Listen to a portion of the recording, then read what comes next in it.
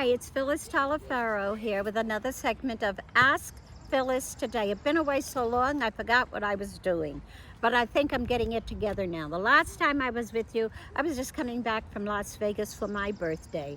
Now, next Wednesday, today is Friday, June 19th, Juneteenth, on the 24th, we're going to go to Las Vegas again to celebrate my new granddaughter's birthday. Her name is Lachey. Shay. I don't know where I put the la in. Her name is Shay. Kershay, not Lachey, Kershay. And it's her birthday. She's going to be, she might not want me to tell. But she's a young one. So I want you to get in contact me at 770-310-1222. Telephone me. Or 917-520-0892. And Ask Phyllis Today on Gmail. And of course, Ask Phyllis Today on YouTube.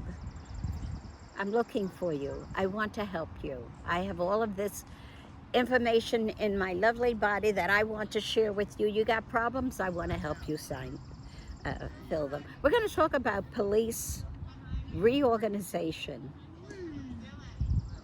A lot of people are saying craziness, like close up the police, no more police. Of course we have to have police.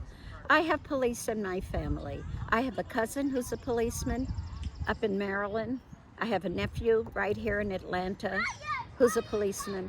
And I worked at Rikers Island in New York in the mental health clinic for the juveniles. Adolescent Detention Center, it was called. I worked in the mental health clinic. Then I worked with another police organization, PAPA, Police Organization Providing Peer Assistance. So I know a lot about police. And I know that what Black people want is one criminal justice system. They don't want two criminal justice systems. A criminal justice system for whites and a criminal justice system for Blacks. We, the Black community, is very happy to take the same policing that whites do.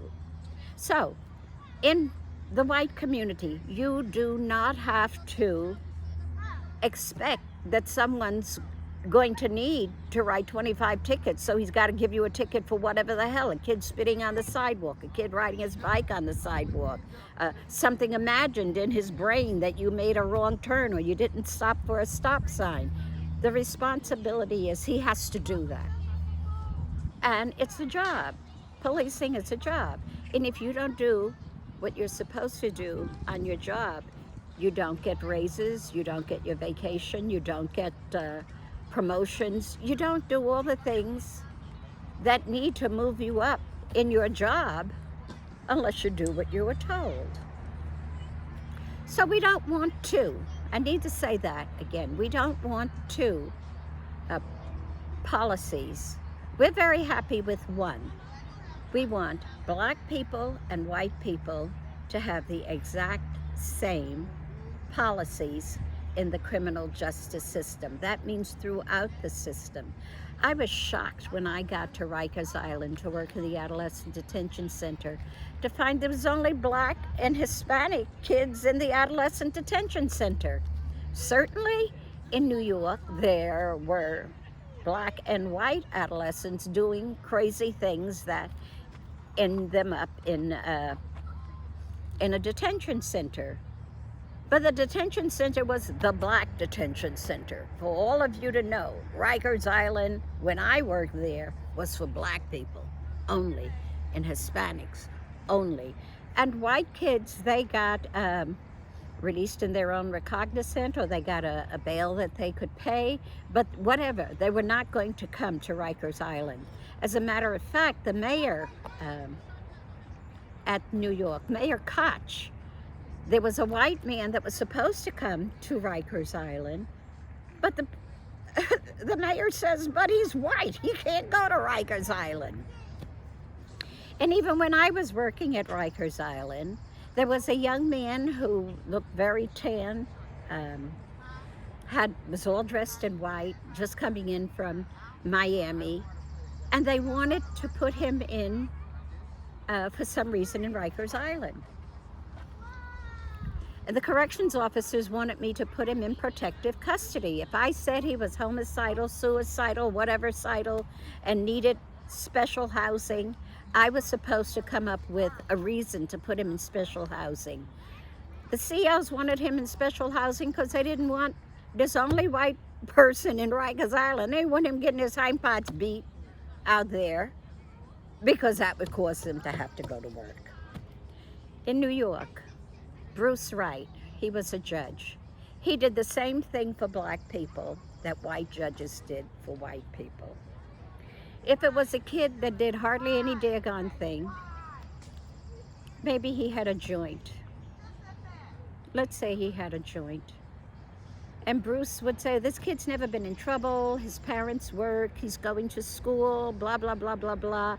I don't think he's a risk, so I'm going to let him go in his own recognizance.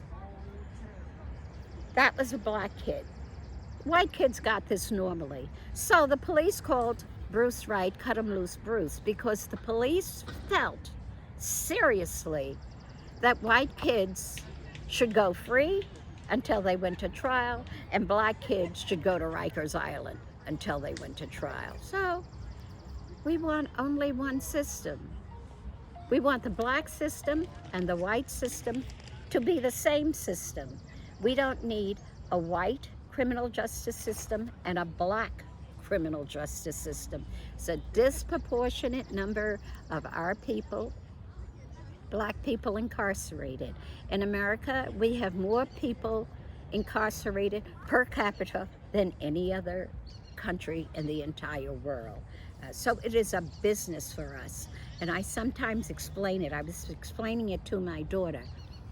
The criminal justice system is a business, and we are the product, black people. So they have to keep feeding us in so that they can keep making money. Judges need to make money, police officers need to make money, DAs need to make, everybody needs to make money. So they make the money on us, and that's about the end of it.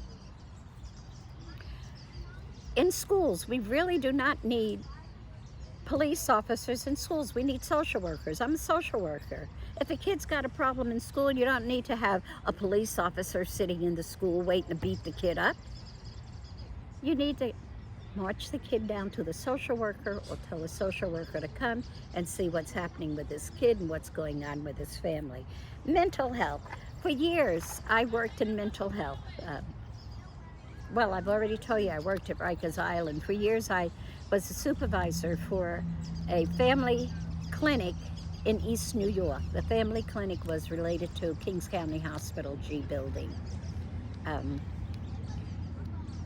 When I was in graduate school, all of the hospitals, long-term care hospitals for people who had mental problems were closed up because a medication came out, Thorazine. Thorazine came out. They said, well, community mental health can come out, so we will let all of the people who have mental health problems leave with Thorazine or some other neuroleptic. So what happens now? Somebody goes crazy, they call the cops put them in jail. So we don't need cops putting people in jail who have mental problems. They need to go to mental hospitals.